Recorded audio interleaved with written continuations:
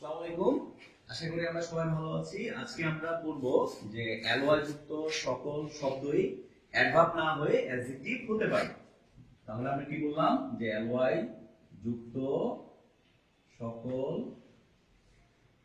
শব্দগুলো অ্যাডভার্ব না হয়ে অ্যাডজেক্টিভ হতে পারে। ঠিক আছে, অ্যালয় যুক্ত সকল শব্দগুলো অ্যাডভার্ব না হয়ে অ্যাডজেক্টিভ হয়ে থাকতে পারে, হ্যাঁ, বা হতে পারে।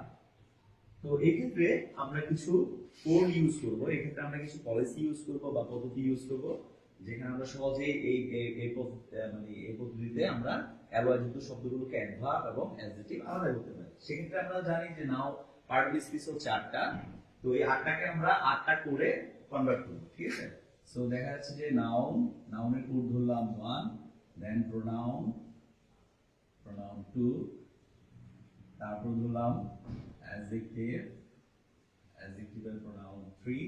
ঠিক আছে, অ্যাডজেক্টিভের কোড ধরলাম 3, তারপর ধরলাম ভার্বকে ধরলাম 4, অ্যাডভার্বকে 5, দেন preposition 6, conjunction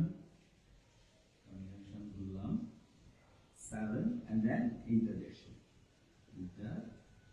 কে 8 দিলাম।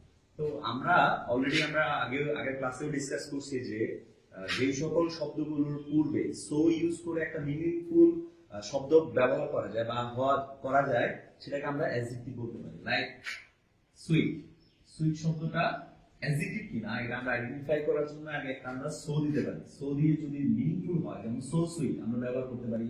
ঠিক as like so beautiful, so nice, এই শব্দগুলোকে আমরা নাইস, বিউটিফুল এই শব্দগুলো অ্যাডজেক্টিভ হিসেবে কনভার্ট করতে পারলাম। হ্যাঁ, তো এখন আমরা কিছু শব্দ লিখবো যে শব্দগুলো অ্যালয় যুক্ত কিন্তু অ্যাডজেক্টিভ হতে পারে, অ্যাডভার্ব হতে পারে। এখন কিভাবে আমরা এর থেকে আলাদা করব যে এটা অ্যাডজেক্টিভ, এটা অ্যাডভার্ব?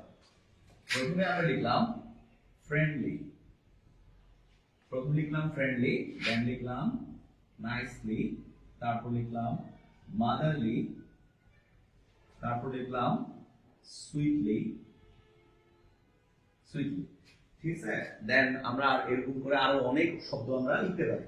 তো এখন আমরা চিন্তা করবো যে এই যে ফ্রেন্ড শব্দটা, অ্যালয় বাদ দিলে যে ফ্রেন্ড শব্দটা থাকে, এই শব্দটা সো দ্বারা কনভার্ট করলে কি মিনিংফুল হয় কিনা। তাহলে আমি যদি ফ্রেন্ডকে সো দ্বারা কনভার্ট করি, সো ফ্রেন্ড, এটা আমাদের কাছে আনঅথেন্টিক মনে হয়। হ্যাঁ, দ্যাটস ওয়াই আমরা কি করব যে ফ্রেন্ডকে আমরা ধরলাম, ফ্রেন্ড হিসেবে একটা নাউন ধরলাম, তাহলে ফ্রেন্ডের কোড ধরলাম 1, যেহেতু সো ফ্রেন্ড হয় না, সুতরাং এটাকে 3 এ কনভার্ট করা মানে অ্যাডজেক্টিভে কনভার্ট করা যাচ্ছে না। তাহলে ফ্রেন্ডকে আমরা যদি নাউনে কনভার্ট করি, তাহলে ফ্রেন্ড হচ্ছে যে 1 লিখলাম, আর অ্যালয় হচ্ছে যে 2, দুইটা শব্দ, দুইটা লেটার।